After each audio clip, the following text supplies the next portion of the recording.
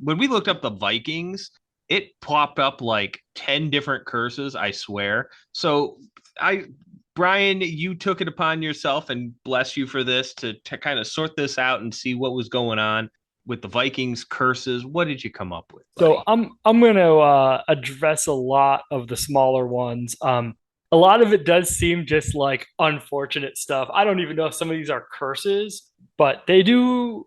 I would say they're definitely cursed.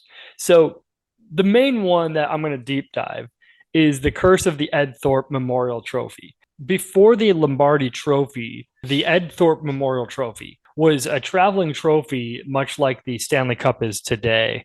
From 1934 it was and to 1969, it was named after a ref that the NFL liked a lot for some reason, which is weird to hear likable ref.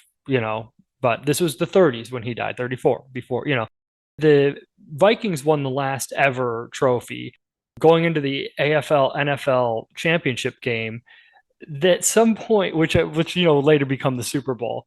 Allegedly, they lost the trophy or couldn't find it, or they tried to replace it with a replica or something. And that was funny because it's like I like the idea of just like, oh, sorry, next year's champ, we can't give it to you. We don't know where we found it. Hint, hint, wink, wink. It's in the basement of our secret stash of trophies that we can brag to, like rich people have. Since then, they have had one of the most tortured runs. I'm just gonna go through. I'm not gonna make the Vikings live all of them, but I'm gonna cut through a couple of these for a second. So some of these moments was just like in my lifetime. I'm just gonna stick to three of them. I'm gonna start with what I was watching with my friend Sarah at a bar, and the Vikings were up 9 to whatever. It was they're playing the Seahawks. Um, and this was after the Metrodome collapsed, if you remember. So they weren't Oh, playing in their dome, and they were a dome built team. They were playing in the Minnesota football stadium, and it was freezing cold. So Blair Walsh had gone 3 for 3 for like 40 plus yard field goals. It must have his foot probably was going to fall off. I mean, he was kicking 49 yarders in the ice. That had to feel like kicking a brick. And they were down by 1 point to the Seahawks. And I'll never forget it. The Vikings set up a 27-yard field goal with Blair Walsh, who was the most accurate kicker in the league at that point. And my friend, who's a Vikings fan, there, she just walks out of the bar. And I'm like, where are you going? You're about to beat the Seahawks. And she goes, we're going to miss it. I'm like, what are you talking about? It's a 27-yarder. Your guy's perfect. He's the MVP of this game because he's the only offense the Vikings have had today. And he immediately shanks it. And he was cut midway through the next season. They never recovered. So that's how you know. To me, the more telling thing wasn't that he missed the 27-yarder. It's the Viking fans knew he was going to miss it. The next two bigger ones are bigger yeah. because they were NFC Gosh. championship games. You Complete mentioned, metaphysical certainty. That blows my mind. yeah, there's a curse when the fan base is like, this super improbable thing that never happens will happen, and you can't convince me elsewhere. And this was one of, well, I hate to say favorite playoff moments, but it was a weird thing because the Vikings, led by Brett Favre that year, that was his first year at coming off of the Madden curse. He recovered after the Jets year, and he led them to the NFC Championship game against the Saints, where they made it into the playoff into overtime. And Brett Favre threw an interception that led to overtime, and then they basically lost yards, and a game-winning field goal was set up. Oh, sorry. Instead of throwing the interception, Brett Favre could have just tucked the ball and ran and set up a game-winning field goal, but instead he threw an interception that led to what 31-28 loss. And that Vikings team was stacked. That was probably the best team in the league. And I know when the Saints won, that was a pretty big upset.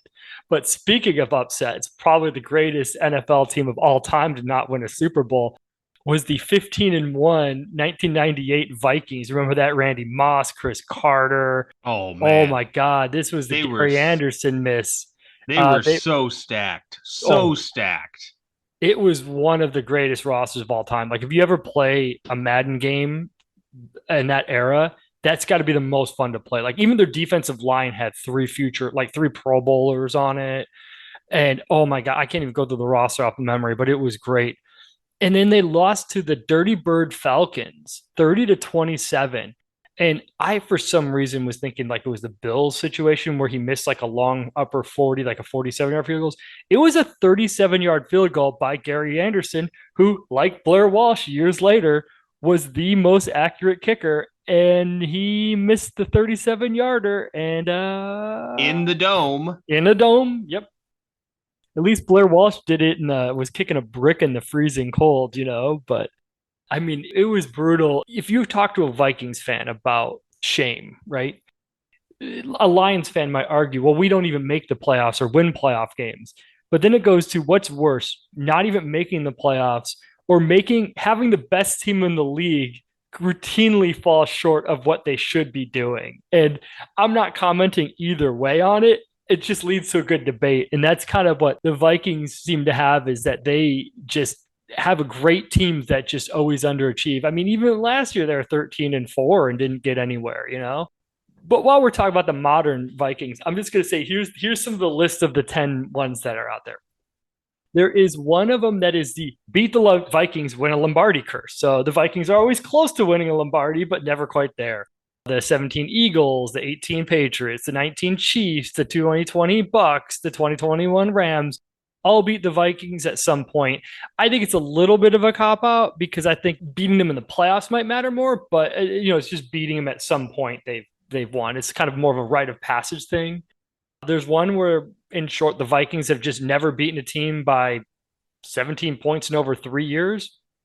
I wouldn't consider that a curse, but apparently, everything's a curse nowadays. They have the longest streak of made extra points against them. Apparently, that's a curse. I guess it is more now that the extra points are 37-yarders. I love one of them. You see, this is where it just gets funny. This is what I was talking about. There's not really in depth. Tell that to the Vikings. How could anyone ever miss a 37-yarder? Yeah. Oh, good point. They don't even make it when it matters, but yet no one will miss one against them. So that's a great point. The Kirk Cousins curse, which that just makes me laugh because it's the Kirk Cousins curse. No NFL team has lost to a team with Kirk Cousins as QB1 and gone on to win the Super Bowl that same season. So in short, if you lose to the Vikings led by Kirk Cousins, you will not win, which is funny because that means most of the teams that played the Vikings earlier, obviously they had to beat them, but that's why it was a punt return curse. They haven't returned a punt for a touchdown in 7 years. This one's interesting because it's purple on purple crime, where it's in every season where the Vikings have played the Ravens, the Vikings win win over Baltimore. They've reached the NFC Championship. If the Vikings lose, the head coach is fired the same season. That's wild. Like, you either make the NFC Championship or you lose your job. So I haven't looked at the schedule yet, but I will say if the Vikings are playing the Baltimore Ravens this year and you're the head coach, and I know you're new, but you're on the hot seat. I'm putting money on you in Vegas for first coach fired if you lose. So wow. That would crack me up. They haven't won a road playoff Monday night game since they beat the Bears. Sorry, a team not named the Bears. Apparently, the only team they can beat on Monday night on the road in the last 15 years is the Chicago Bears. Oh my God! Okay, but how many Monday night games have they had? But anyway. That's true. Well, they get theirs. Whatever. They another curse. They haven't won. They haven't started a season with back-to-back wins since 2016. So that means they're always 0-2 or 1-1. In the Super Bowl era, the Vikings have the third best regular season percentage and no Super Bowl wins. That's to the point about them just not just being cursed, but just being tortured. I mean, having the third best record in the Super Bowl era, 50 some years, and not winning a single Super Bowl is got to be brutal. I don't even know if they've made the Super Bowl. They have. But Purple People Eaters made it in the 70s, didn't they? Yeah. So it's just been a long time.